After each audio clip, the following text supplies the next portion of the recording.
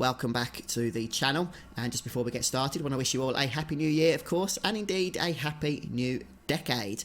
My goodness, the years are flying by, at least they are for me. Anyway, I thought we'd get that out of the way before we get started proper here.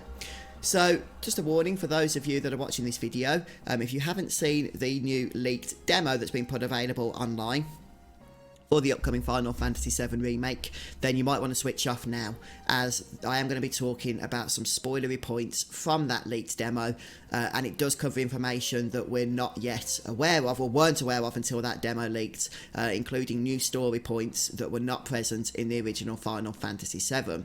So if you want to see these things play out for yourself, then go and check that out, or wait to play the game before watching this video of mine. So hopefully if you're still here, you don't care about spoilers, or you're already aware of them. And what we're going to be talking about is an event that plays out towards the end of the demo when it comes to the exploding bomb, when the reactor itself actually lights up. Now, just before we do that, I want to say that as a whole, I'm really impressed with the demo. I cannot wait to get my hands on it. I did put a video out a week ago or so, talking about the fact that this demo has made its way onto PSN. A lot of people didn't believe me. I'm not sure why they thought I'd make something up like that. I even showed, you know, how we know that that was the case. But it turns out, obviously, that that is the case. We've got the footage now. I'm not going to share that here because it is leaked footage. I don't want to get any copyright claims on my channel, but you can, you know, scour the internet if you want to see that. But yeah, the demo looks fantastic. It really, really does. I cannot wait to get my hands on it myself and play through it with you guys.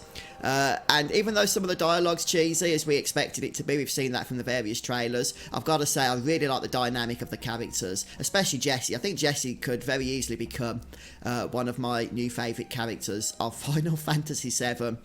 She's just fantastic, but so are all the cast, so are all the characters that we've seen in this footage. Anyway, that's neither here nor there. What I want to talk about is this kind of crazy event that happens at the end of the demo, or close to the end of the demo, and it's where the bomb has been set, but unlike in the original game, and here comes the spoilers now, guys, unlike in the original game, Avalanche's bomb doesn't work. Now, this isn't spelled out really clearly, these events, so I have watched it a couple of times, but it seems that their bomb sort of fizzles out. At this point, Cloud and Barrett are in the elevator. They're in the lift, you know, making their escape during the time limit that's ticking down. So they're not really aware of what's going on here, but the bomb sort of just fizzles out. There's a little explosion and then does nothing. But then we have a cut over to Shinra headquarters, where we see that Heidegger and President Shinra are watching the events from the security cameras. And once they see that the bomb doesn't work, Heidegger looks at the president, says, "Sir," and the president kind of gives this nod of approval to Heidegger, who then pulls out this sort of remote device, clicks the buttons on it, and starts activating all of the machine guns in the reactor, and the machine guns actually then go ahead and finish the job of blowing up the reactor. So Shinra are now the ones that destroy the reactor in the opening bombing mission. Now, of course, Cloud, Barrett and the rest of Avalanche aren't aware of this. They're making their escape. The reactor starts to explode, starts to blow up. As far as they're concerned, this is their bomb that's done that. So from a narrative point of view, nothing's really going to change in terms of the party, in terms of Avalanche and their reaction and their response to this. Perhaps later on in the game, they'll find out it was Shinra that did this. We don't know yet.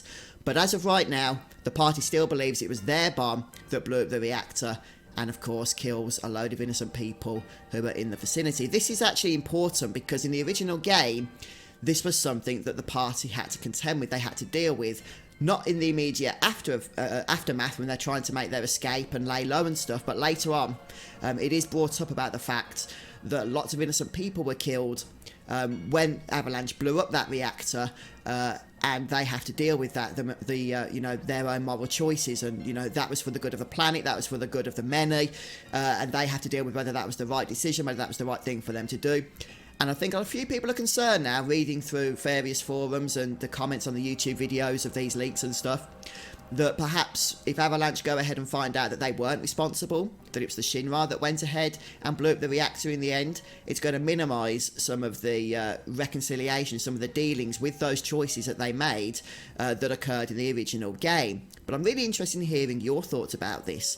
Now, in a sense, I hope that the party never discovers it was Shinra that blew up the reactor, but then it's kind of weird as a player if you permanently know something that the characters never find out about. Narratively, I don't think that works, so I do suspect they will discover that truth. But I hope it isn't for a long while once they've tried to grapple with these events themselves. But also, one of the good things, I guess, about changing the story in this way is it does set the Shinra up from the get-go of just this evil set of people, this evil company, this depraved business and whatnot, that's even willing to just kill so many innocent people so directly by blowing up its own reactor to its own ends for its own means.